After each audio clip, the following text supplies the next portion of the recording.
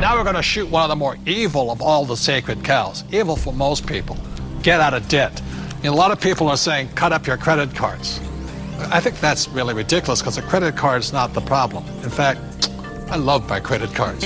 I don't know how anybody could get along today without a credit card. But the credit card isn't the problem. Its lack of financial education is the problem. The entire currency supply, all of the dollars in existence, require debt. You can't have a dollar without debt. A dollar is just an IOU. It's borrowed into existence either by the government creating a bond which promises to pay interest, you've got to pay out of future taxes, or people create currency by taking out a loan at the bank, fractional reserve lending. Every month there's a payment due on those dollars that you created. Right, and this credit card is a fast way of creating money because there's really no money in this card. See, let's say I go to the store, there's no money in it, and I charge $100. Like magic, $100 is created and it flows into the economy. That's why debt is good. But when you abuse this, that's when we get in trouble. So I think, Mr. Rodney here, you see the horror stories of bad debt, don't you? Yeah, I've seen people walk into my office that make $150,000 a year, but they have $250,000 in credit card debt. Let's face it, we live in a credit society, and you do have to have credit. And we have to learn how to survive and thrive in our credit economy that we are. But, people are walking in, and they have this bad debt, and they're asking, what do we do with it? Well, number one, you try to pay off the bad debt so you can invest in good debt, which would be real estate. And we love debt, don't we? Yeah, we have a lot of debt. Our real estate that we own is all basically financed with our tenants. So that's what I consider to be good debt. So when we get real estate, we get proper leverage, and it's paid by all the residents that live in all of our projects. Well, and it's not just real estate. Business is the same way. I mean, we have good debt in business as well, so that the business is paying. We have debt in our business. That's how we grow, and it's the cash flow from the business that's able to pay the debt, and the debt creates more cash flow. Time out.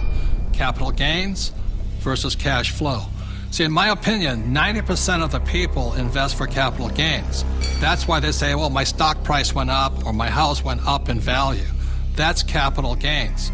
People like myself understand cash flow. In other words, I want a steady paycheck every single month. For example, my apartment house, every month it puts cash flow in my pocket. So if you want to be rich, you have to know the difference between capital gains and cash flow. Capital gains is technically gambling. You're hoping something will change. Cash flow is more guaranteed. I want that income every month. So very intelligent investors invest for both capital gains and cash flow. People say, I like real estate. I don't really like real estate. I just love debt because it's so easy to get a loan on real estate, right? Well, here, I like the analogy that you use sometimes. Say if you put $1 million of cash into a mutual fund, you get whatever you get paid. But if you put $1 million of it in a down payment, for some kind of a commercial project like we have, you actually buy a $5 million project.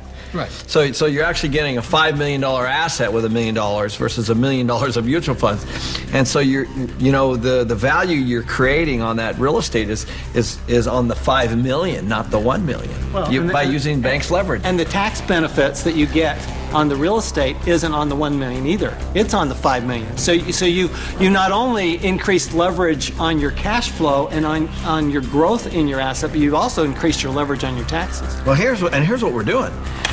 We get these loans, the tenants are paying them off. That's the point. Oftentimes people don't look at that. And they're paying it off with after-tax dollars. Yeah, they're moving into our places, they're paying our rent, we're taking that rent and we're paying our mortgages, and our mortgages are getting paid down to zero. Wait a minute. Ken's talking about these $1 million deals. Let me tell you how I started. I'm somebody that knew absolutely nothing about money or financing or investing, and I began investing with a little 2-bedroom, 1-bath house, and this was back in 1989. The house cost me $45,000. I had to put down $5,000, of which I didn't have, and I had a mortgage or good debt of $40,000. And the reason it was good debt is because every month I would collect the rent, I would pay the expenses, I would pay my mortgage payment, and at the end of the month, I had a positive cash flow of $25. Now, It wasn't a lot, but it was a start. And from there I learned, and I did my next investment and my next investment. So it was good debt because that debt put money in my pocket every single month.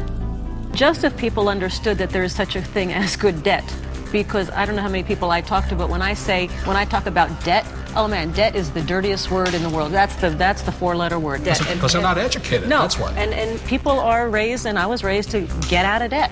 You see, this is the thing. You go to a bank, and the banker will sell you mutual funds. But ask them if they will loan you money to buy those mutual funds. The answer is no. But if we go in and we say, we want to buy real estate, well, how much do you want? It's because there's collateral. Yes. They actually have something physical. That's it. Yeah, they'll sell you mutual funds, but they won't lend you money on mutual funds. That should tell you something. That should be a quick indicator. Dear God, what are you trying to tell me? You know, and the other part about it is that borrowed money for real estate, is that after tax, pre-tax, or no tax? It's no tax. Anytime you're borrowing money, there's no tax on that money. You can use that cash. It's not taxable at all. So if somebody wants to borrow $1 million or save $1 million, it'll probably take them $2 million to save the million because tax is going to take 50% of it. Right. But I just go straight in and borrow $1 million, which they give us. It's great money. I love my banker. I'm not saying bankers are bad. They're fabulous because they give us the money. All they want is their interest. We keep all the appreciation, depreciation, amortization. We keep all of it. They're the best partners of all. So I'm not anti-bank and I'm not anti-debt. I'm anti-lack of financial education because there's good debt and there's bad debt. Your rich dad was a tough mentor. But, you know, I think some of the greatest mentors are tough because a really great mentor will push you to go beyond where you think you can go. And that's some of my best mentors. That's what they've done for me. Yeah, and I didn't always listen to my rich dad. I still remember I did the real estate course, you know, and I went running out in Honolulu and I found this condo and it was for $64,000 and it didn't cash flow. So I went to see my rich dad and I said, but it's going to go up in value. In other words, capital gains. He says, never buy anything that goes up. It must cash flow. And I said, no, it's going to go up. And we argued and argued and argued. And this is what he said to me. He says, if you start investing for capital gains, someday you will lose big time. So that I let that condo go. I didn't pay $64,000. Today it's probably worth $300,000. But I learned a lesson from my coach, my rich dad. If I had gotten into the habit of buying for capital gains, either the price of stocks going up or real estate going up, I might have been wiped out in this crisis. So that's why a coach and a mentor keeps you onto your plan. And helps you create and develop very, very good financial habits. Because if you have poor financial habits as you're in your personal life, you're going to take those into your investment life. So one of the most important things is they will help you develop great financial habits. Because when markets go up, greed sets in, and greed makes people stupid.